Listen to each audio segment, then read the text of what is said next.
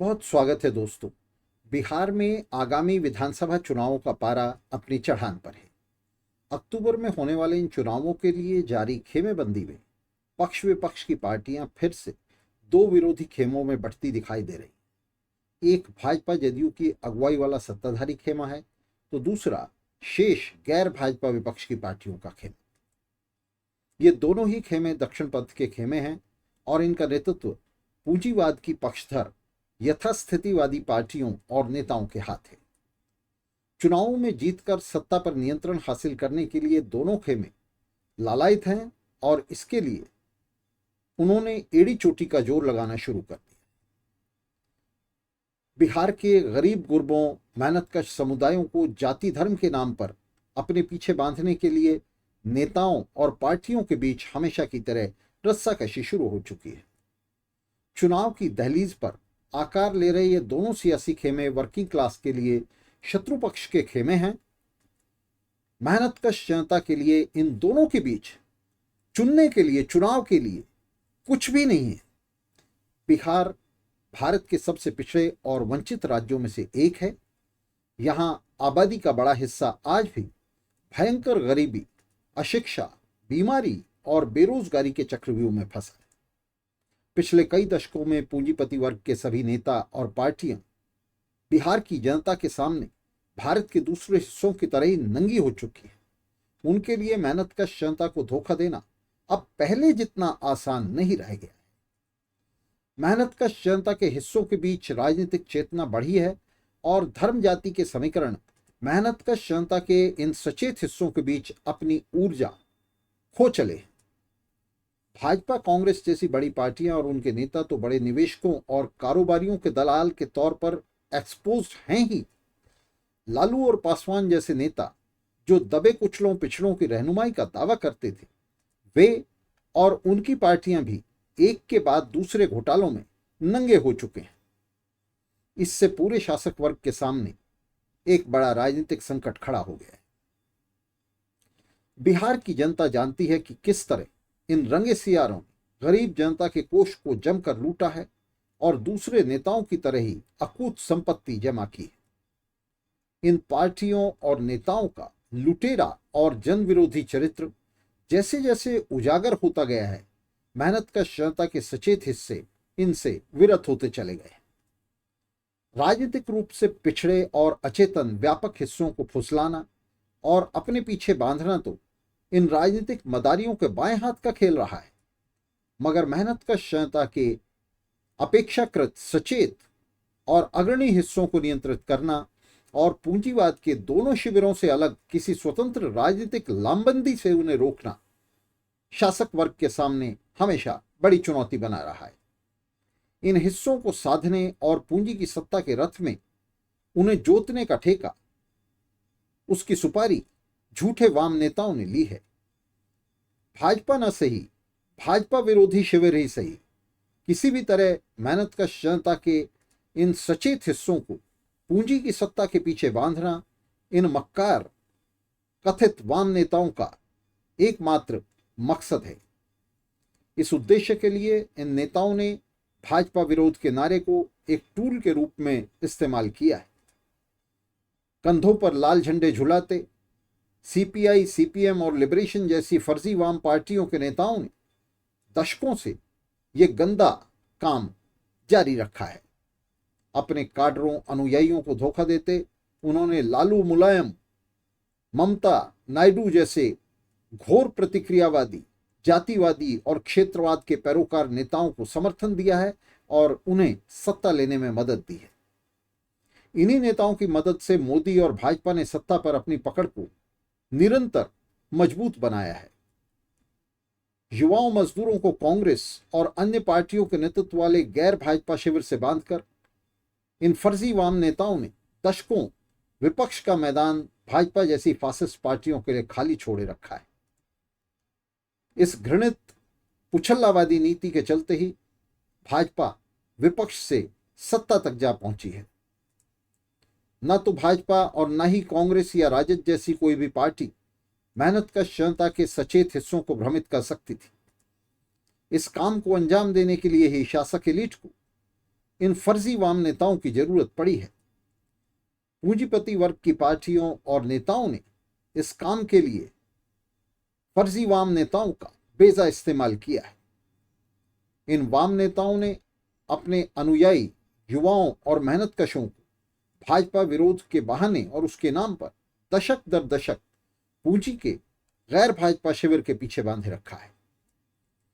इस सेवा के बदले पूंजीवादी नेताओं ने फर्जी वाम नेताओं को संसद और विधानसभाओं में सीटें बख्शी हैं, उनके साथ सीटों की साझेदारी की है, उन्हें अपना जूनियर पार्टनर बनाया है। ये झूठे वाम नेता वर्किंग क्लास की अगुवाई में मेहनतकश जनता की पूंजीवादी पार्टियों से अलग और उनसे स्वतंत्र लामबंदी के सख्त खिलाफ हैं। पिछले 8 दशकों से वे यही राग अलापते आ रहे हैं कि अभी इसके लिए समय नहीं आया, यानी मजदूर वर्ग की स्वतंत्र लामबंदी के लिए उनका दावा है कि अभी समय नहीं आया, और ये बात वे पिछले 8 दशकों से दोहरा रहे हैं। इन 8 दशकों में उन्होंने पूंजीवादी संविधान और लोकतंत्र को चुनौती देने की जगह उनकी चौकीदारी की है। भारत के पूंजीवादी प्रबंध को उड़ने के काबिल बनाए रखने के लिए इन वाम नेताओं ने इस प्रबंध के लेफ्ट विंग के तौर पर अपनी भूमिका निरंतर अदा की है।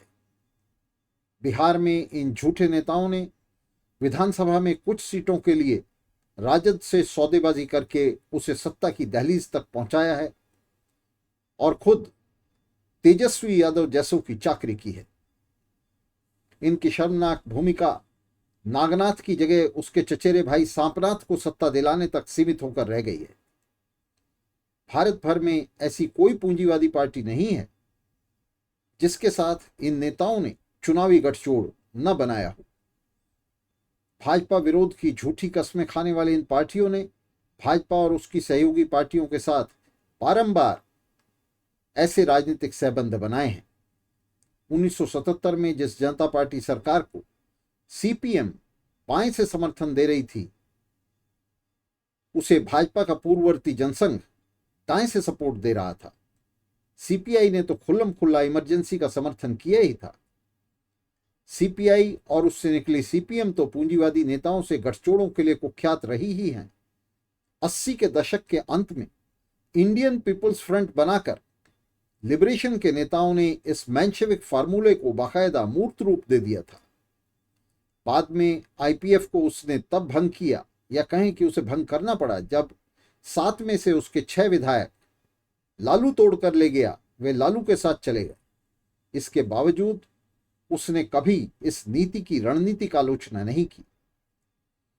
उल्टे लिबरेशन के नेता इस बीच पूंजीवादी पार्टियों, नेताओं और उनके नेतृत्व वाले मोर्चों के साथ नए गठजोड़ों की तलाश में जुटे रहे, उनकी संभावनाओं को कुरेदते रहे, उन्हें तलाश करते रहे।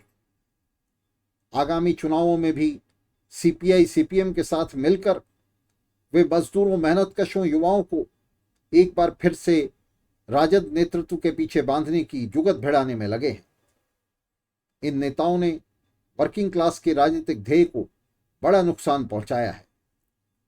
भाजपा विरोध की फर्जी और निकम्मी राजनीति के जरिए इन्होंने वर्किंग क्लास और उसके गिर्द मेहनतकश जनता की स्वतंत्र और पूंजीवाद विरोधी लामबंदी को ब्लॉक किए रखा है। वर्किंग क्लास का उद्देश्य मोदी को सत्ता से हटाकर राहुल और तेजस्वी को सत्ता दिलाना कभी नहीं हो सकता। उसका राजनीतिक और ऐतिहासिक मिशन है पूंजीवाद का ध्वंस और समाजवाद की स्थापना। मोदी, भाजपा और संघ परिवार निश्चित रूप से पूंजीवाद के चौकीदार जरूर हैं और मजदूर वर्ग और समाजवाद के वे बड़े शत्रु हैं, मगर वे अकेले शत्रु नहीं हैं। कांग्रेस और राजद जैसी पार्टियां भी उतनी ही बड़ी शत्रु हैं। अजित सरकार और चंद्रशेखर के हत्यारे जल्लाद इन्हीं पार्टियों की कतारों से आए हैं।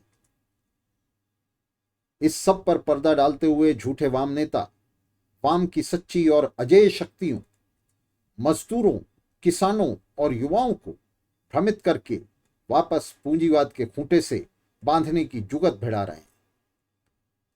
वाम की शक्तियों को दक्षिण के रथ में घोड़ों की तरह जोतकर ये झूठे वाम नेता सच्चे स्वतंत्र वाम के उदय को रोक रहे हैं। मजदूरों युवाओं को क्रांति के लिए कब लामबंद करोगे? इस प्रश्न का इन गद्दार नेताओं के पास 8 दशक से एकमात्र और स्थायी जवाब यही है कि अभी नहीं। दरअसल इसका अर्थ है कभी नहीं। साथियों, पूंजीवादी पार्टियों से राजनीतिक सहबंध बनाने की नीति लेनिन विरोधी नीति है। रूसी क्रांति में यह मेंशेविक नीति थी और लेनिन और ट्रॉट्स्की दोनों इसके विरुद्ध एकजुट थे। मेंशेविकों से उनके विवाद का केंद्रीय बिंदु मेंशेविकों की यह घृणित नीति ही थी, जिसके चलते वे रूसी पूंजीपति वर्ग के साथ संघात बनाने की, उसके साथ राजनीतिक सहबंध बनाने की वकालत किया करते थे। लेनिन और ट्रॉट्स्की दोनों इस नीति के विरुद्ध थे। बाद में लेनिन के मृत्यु के तुरंत बाद चीनी क्रांति के दौरान स्टालिन और माओ ने इस मेंशेविक कुनीति को इतिहास के डस्टबिन से निकालकर दुनिया भर में लागू करते हुए एक के बाद दूसरी क्रांति का सर्वनाश कर दिया था, जिसे आज हमारी पीढ़ी भुगत रही। आज भारत में ये फर्जीवामी इसी नीति का इस्तेमाल, मेंशेविक नीति का इस्तेमाल पूंजीवादी नेताओं से राजनीतिक सौदेबाजी करके संसद और विधानसभाओं में कुछ सीटें हासिल करने के लिए कर रहे हैं। वर्किंग क्लास और युवाओं को इन नेताओं ने पूंजीवादी नेताओं और पार्टियों का स्थायी गुलाम और पुछल्ला बनाकर क्रांति को फांसी के तख्ते पर झुला दिया है। इस नीति के चलते ही कांग्रेस जैसी पूंजीवाद की दलाल पार्टियां दशकों शासन चला पाईं और अंततः भाजपा जैसी फांसीवादी पार्टी सत्ता में आ गई। राजद और कांग्रेस जैसी भ्रष्ट, संकीर्ण, जातिवादी, क्षेत्रवादी और दक्षिणपंथी पार्टियों की दुम पर बैठकर मोदी, भाजपा और संघ से कभी नहीं लड़ा जा सकता। साथियों, हम आपका आह्वान करते हैं कि चुनावों की पूर्व संध्या पर इन झूठे वाम नेताओं से पूरी तरह संबंध विच्छेद करें और फिर से इनके जाल में न फंसें। बिहार के साथ साथ पूरे भारत में स्वतंत्र वाम का निर्माण आज हमारे सामने एक बड़ी चुनौती है। इस चुनौती का सामना करने के लिए हमें इन फर्जी नेताओं की झूठी मेंशेविक राजनीति को सबसे पहले जमींदोज करना होगा। हमें एक ऐसे वाम का निर्माण करना होगा जो दक्षिण की पूंछ न पकड़े बल्कि उसके विरुद्ध डटकर खड़ा हो।